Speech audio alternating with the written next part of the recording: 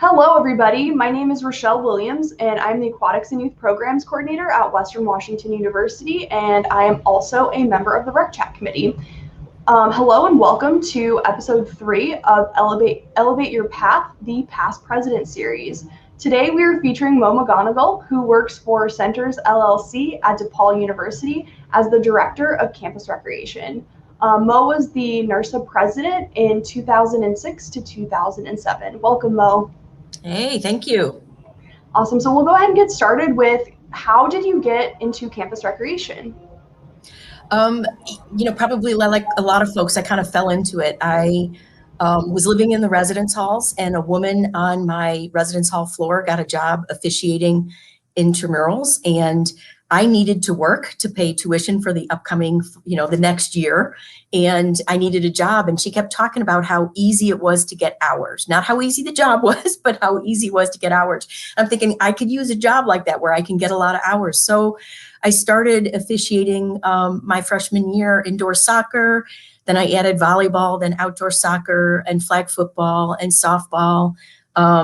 I started moving into the supervisory roles for each of those different sports, like in the next year. Then I added some volunteer positions. Then I changed my major to recreation. I was a math major and then an accounting major, and then I went to recreation, and then, did the requisite internship, and then got a graduate assistantship. So that's how I got started. But I do think the one thing is kind of interesting is it wasn't campus rec that got me into the field. It was NERSA.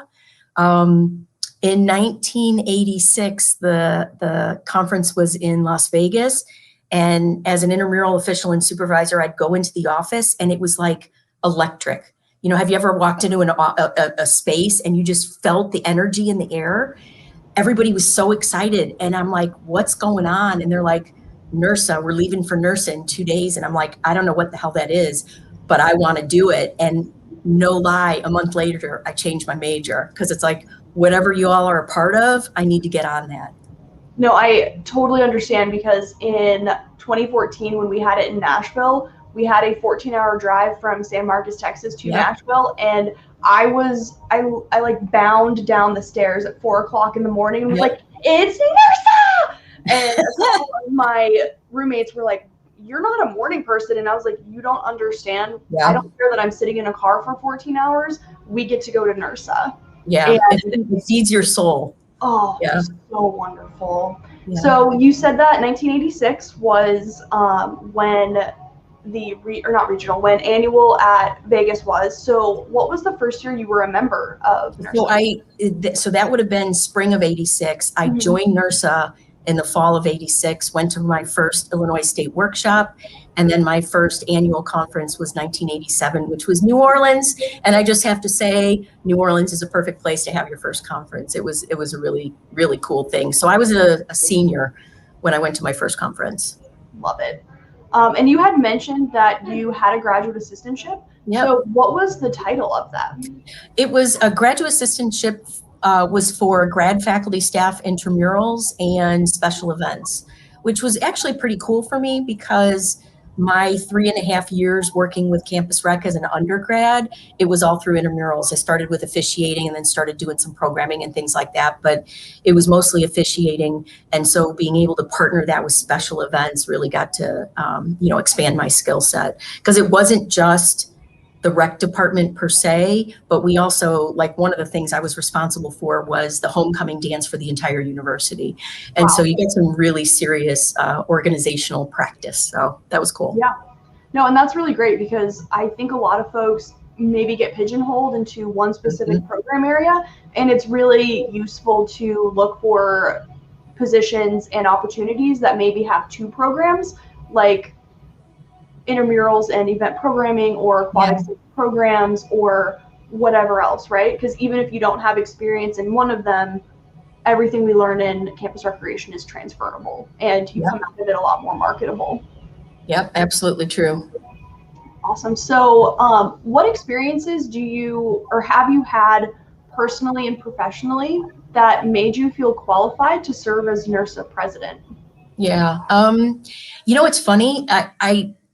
I don't know that I ever felt like qualified for the presidency necessarily. I just felt like it was another opportunity to serve our membership.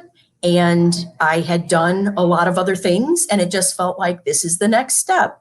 I do think a little backstory, though, it may be interesting. I don't know. I find it interesting is that outside of working as an undergrad for intramurals and officiating, obviously for my major, I had to get an internship, and I was doing it in campus recreation. And some folks might have heard the name Tony Clements, because he was a giant, literally and figuratively, in our field. And he was the director at University of Illinois. And so when I was doing my internship, I got called into his office, which was no little thing. And Tony was very personable, and you got along really well, and you could chat with him. But he was larger than life, and me being I know this is going to be hard for some people to believe, but kind of a timid person back then, and getting called into the director's office, and he was shaking this piece of paper, not like angry, but back then, this will really date me, but you didn't have the email, and all committee work was done by mail with occasional phone calls. And so he had gotten a letter from the special events committee that said, we're doing a presentation. Can you have somebody in your university do it? And it was about special events. And so he called me into his office, and he kind of shook the paper, and he said, I think you should do this, and gave me the paper.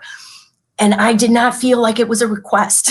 It didn't feel like you should think about this. It felt like you should do this, as in you are doing this. And so I was going to my first conference as an undergrad, never even been to NERSA annual conference before, and doing my first presentation. And it was so intimidating, but I walked into that room, and I met some of the greatest people. Greg Kafer was one of the coordinators of that committee. Juliet Moore was one of the people participating. We were in a large room. We each had different sections, and we were kind of demonstrating a special event that we did on our campus. And here's what I learned from it. It was such a great experience that I promised myself that I was going to never have to be told to do something volunteer-wise again. I was never gonna, I was gonna be more proactive. I was never gonna have to be told or have my arm twisted. I was just gonna be aggressive and be involved, because the payoff was so very strong. And so every year I just look for other ways of giving back.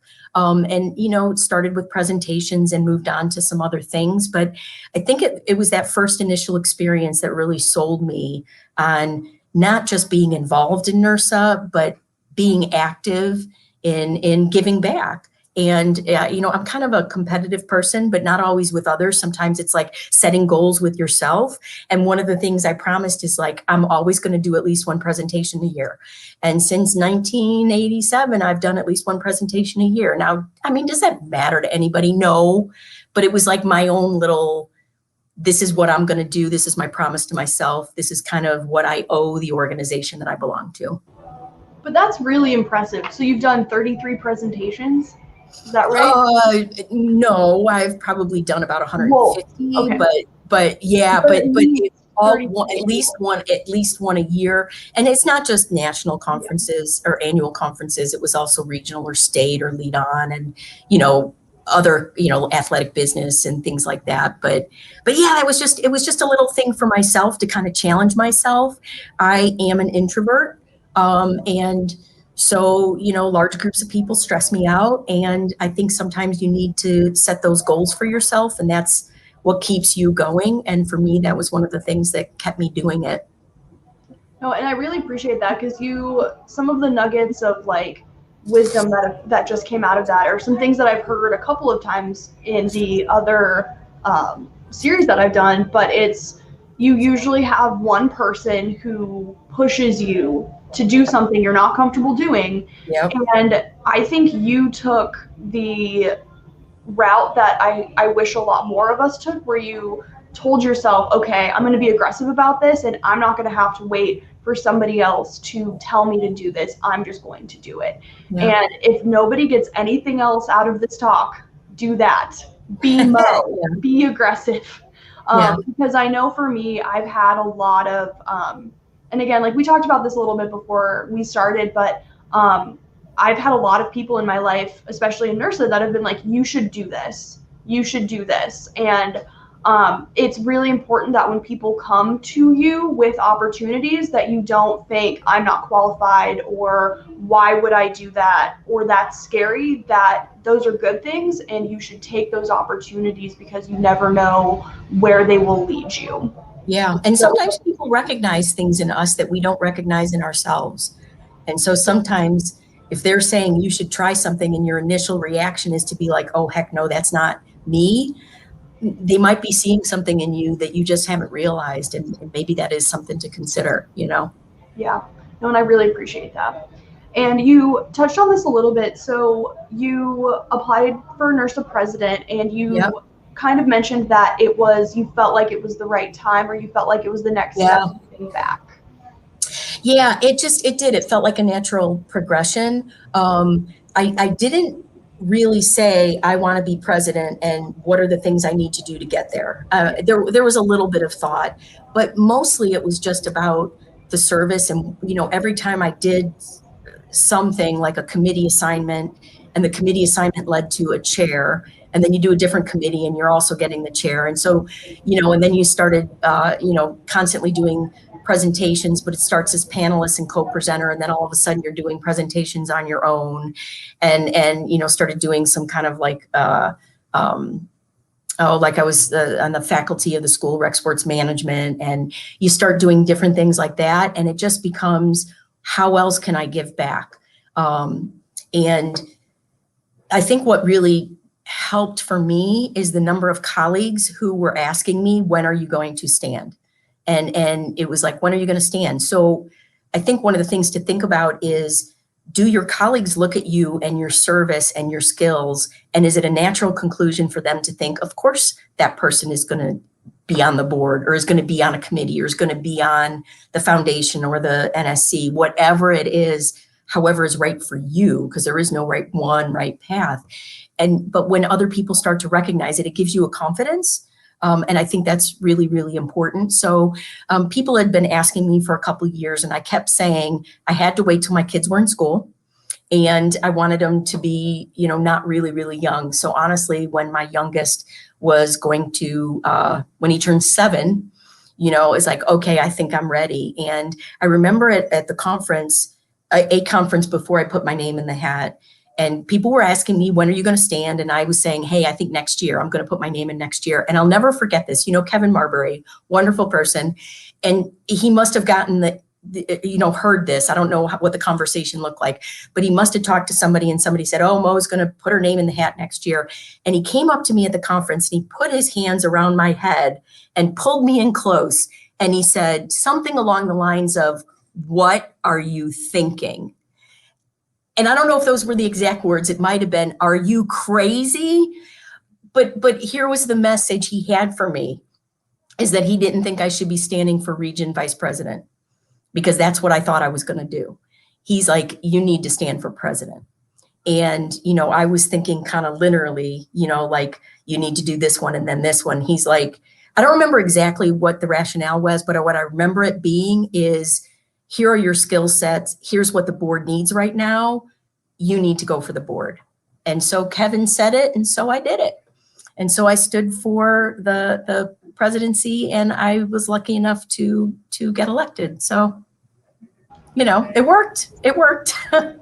No, that's so wonderful. And it's also, there's like this ambiguous idea of like leadership skills and a leadership skill set that people need to hold leadership positions in NERSA. Yeah. And it's not super clear, right? Because a lot of times people think linearly, like, okay, I need to hold this position, then this position, then this position, and then I'll be ready to be president. And that's not the case. Like, you could hold the position of president from professionally any title and from any place in your career, as long as you have what the board is looking for and the skill set to be successful. So I really appreciate that message, because it's not, you don't necessarily need to wait. It's just about being prepared and having the support behind you. Yep. So you've mentioned that you have been on a lot of committees, and you've been the chair of a lot of committees, and you've held all of these different positions. So how did you handle your everyday work with these NERSA positions simultaneously? It was a challenge. You know, this was pre-governance change, which now doesn't seem like it was very recent because it's been a while, but it required a lot of time, more time than those of us on the board felt it should have. And so the truth is I'm a fairly organized person. And by that, I mean really, really organized. And so I had to really tap into that. I also think the other key things are your university and your company need to support you. Your colleagues need to support you, because the truth of the matter is you can't get everything done in the same way when you have this kind of a commitment.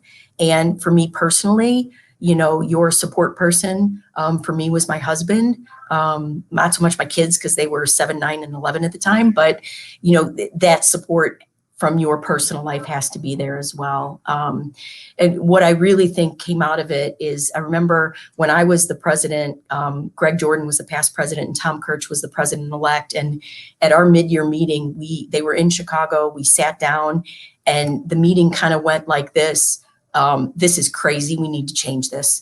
And so we had this discussion about we need to look at changing how we are governed. And that was the impetus for it, was the time. But it very quickly moved into what is best for NERSA and how to support and how can we get, you know, the members to be engaged in a way, you know, that makes them most sense, it is most sustainable for our organization. But that initial conversation was, you know, you can't be spending 15 to 20 hours a week on a volunteer, you know, position. It's just not, it's not right. And so, you know, Tom was the one coming in. And so we had those conversations, wrote an article for everybody. And it was kind of along the, hey, Houston, we have a problem. It was, hey, NERSA, we got a problem. You know what I mean? And then Tom appointed the governance commission and I was going off. So he was nice enough to put me on it. So I got to support Mick and the group doing that. But it does take some time, but I'm hopeful that minimized it a bit more, because it's just, that's not something that you can do. But I enjoy it. I would do it over again. It was great. That seems wild. And I appreciate that perspective, because I haven't ever talked to anybody who held a leadership position like about their leadership positions pre-governance change. And so that is like, it already seems like those positions are very detailed and like very intense. Yeah. And so it's wild that it was 15 to 20 hours a week, potentially, like prior to the shift. And yeah, that seems like a lot. Like part-time position on top of a normal position. So and to be fair, that was mostly in the president's year. And don't scare anybody off. I'm sure it's better now. You're not getting, but you also have to be you don't want to be afraid to say, no, I'm not going to do that. Yeah. We set ourselves up a little bit and saying it's got to be I've got to do it better than the person behind me or ahead of me. You know what I mean? The one I'm following. It's like when you do an event, you can't have fewer participants. You can't have fewer activities. And you know what? That's not really always the best way to look at it. And I think it's just a natural kind of, we don't want to be the one who has our name on NERSA didn't do as well this year. Yeah. But when you try to one up everybody, it quickly gets into the unsustainable position. So, well, I appreciate y'all being humble enough and being self-aware enough to create a better future for the rest of us. If you're ever a Girl Scout, leave it better than you found it, right? Yes. So we appreciate that. So it sounds like you had a lot of lessons that you learned during your leadership journey, especially as president. Could you talk to us about maybe something that stood out as one of the most impactful lessons that you've learned? Yeah, you know what? I think the most impactful lesson I learned actually was when I was a student, but it was reinforced when I was in the presidency role, and that you just got to be, I don't know how to say it, it's going to sound so silly, kind of pure heart in terms of why you're doing this and how you're doing it. When I was a student, one year I stood for the region student rep and didn't win. And the next year I stood for national student rep and didn't win. And then went back to my campus and stood for the pro-rec president and didn't win. And it was, Devastating might be a little overstating it, but it was really humbling and very painful. And I'm a very confident person, but one thing I realized is I am not that charismatic, walk into the room and enthrall a bunch of people with my words. That is not me. I wish I had that skill set. I don't. I'm more the develop a reputation over a period of years where people know that I care and that I'm credible and that I do the work and I do it well and I do it on time. But that was how I had to develop my reputation. It wasn't this golden tongued, person. I've always admired people like Jan Gong who both got it done and got it done well, but also could translate the message in a way that everybody is just like, oh my gosh, this woman is wonderful. But I don't have that skill set. And so I had to really rely on, you just keep doing things well. And if you say you're going to do something, you follow through and you do it. And, I think I developed a reputation as being reliable and producing good work and caring about people. And by the time you get to the NERSA presidencies, you rely on that because it's not about one person. It's about leading a team and, just serving the organization. I think, but that was hard to learn, especially as a student, because you thought, how come people don't see what I can do for them, and it was just maybe not arrogance, but a little bit of confidence that it's just, I didn't realize what my skill set was. And it was good that I learned that young, I guess. Well, and it's also because like rejection is tough, right? And Yes. I think a lot of times in NERSA, if you apply for committees and you don't get a committee appointment, or if you apply for a leadership position and you don't get that leadership position, that's a tough pill to swallow. Yes. But that's also like, there have been years where I don't have any official, NERSA appointments. There have been, like I have thrown my name in the hat for regional leader and been given some really good feedback about like why I didn't make it to the next step. And it, like that, I'm glad that I also like, it's good professionally and personally to be at a place where you can take that feedback to learn and grow and be better for when it is your time. Mm-hmm. And so I appreciate that because, yeah, I think a lot of times, like, I think especially millennials, like and the upcoming generations, like it's a little tough to be rejected, but it's usually not personal. And you just have to keep trying because at some point your skill set will be recognized and be at a point where you'll be ready. Right, because it feels personal. Yeah, it does. You got to get over it. Yeah. And it's kind of one of those things that I appreciate you said be aggressive, because I think in the last probably 5 or 6 years for me, I flipped a switch where I was like, I'm just going to put my name in the hat for everything and see what happens. And like some wild stuff has happened. So I really appreciate that. So I know that you said you didn't have NERSA president as your end all be all. Like that wasn't something that you were necessarily working towards. Right. But for people who that is kind of something out in their goals, or that is something that they would like to accomplish one day, what's some advice that you have for them for people who are interested in becoming NERSA president one day? Yeah, I think, the thing about maybe not having it as the definitive, I will be happy when I've received, I've done this particular thing. But yeah, there are some things that make it easier to realize that goal, if that is something that you think you could benefit NERSA with. I kind of alluded to it before. You want to develop a reputation as being somebody who serves others, is timely, is interested in taking on new responsibilities, follows through, and people like to work with. Honestly, sometimes when you're putting together a group of people, it's not just who can get the job done. There's a lot of people that can get the job done and get it done well and on time. Sometimes it's like, I really enjoy working with this person.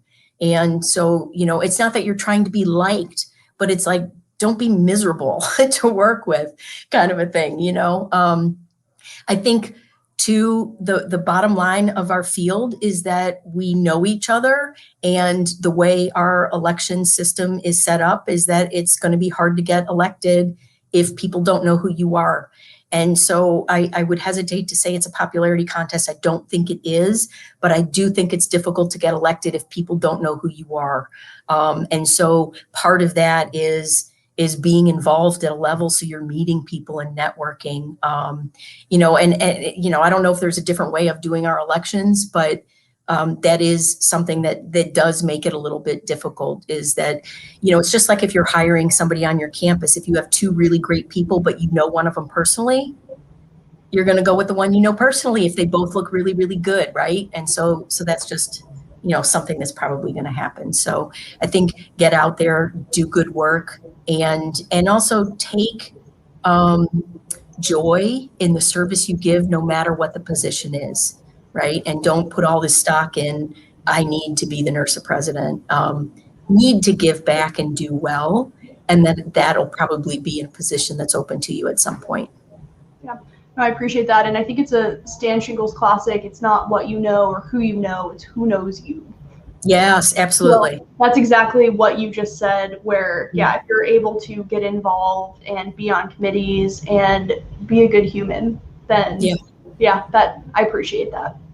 And then finally, so you've been NERSA president, you've held all of these awesome positions, you've had such an impact on our association. Are there any lasting responsibilities or opportunities that you found or that you have been afforded after you held the role of NERSA president? Definitely. The formal one is that there are past presidents, and there are two past presidents rep every year, and one is on the assembly and one is on the member network. And so you have the opportunity to do that. But I think even broader than that is that most people who serve as president do it because of the service. And if you're not looking as the presidency as some pinnacle achievement that everything ends after that, the truth is the people keep looking. We keep looking for ways to give back. So it's not, I've done this, there's nothing more. It's how else can we give back? And I think, you know, one of my favorite involvements is helping others learn. And sometimes you need to create your own opportunities. And I think, you know, one of the things I kind of made a name for myself was creating Lead On. But then when the presidency was over, was looking for new ways to give back. And, you know, the Aspiring Directors Workshop that I've been working with for maybe 4 or 5 years, it wasn't a formal opportunity. It wasn't an appointed opportunity. It was here's something that needs to be done. Nobody's doing it, so I'm going to fill that need.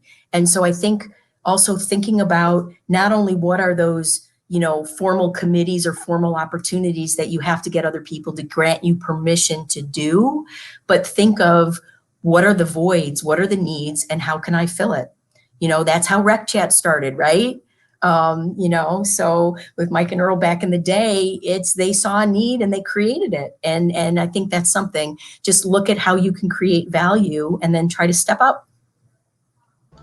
No, thank you so much, Mo. And I really appreciate you taking the time to share your knowledge with us, because like, it's always wonderful to talk to you. And for anybody watching this, if you see Mo at the next NERSA annual or regional conference, please say hello to her. She's just such a wonderful please. Yeah. So thank you so much, everybody, for tuning in. Please make sure to tune in for next week's. We'll have episode 4, which will be May 24th at 12 p.m. Pacific Standard Time. And please make sure you like and subscribe. We're on TikTok, Instagram, Twitter, YouTube. If you're on YouTube, please make sure to subscribe so you can be updated with all of our newest content. And thanks so much, everybody, and we look forward to talking to everybody later. Have a great day.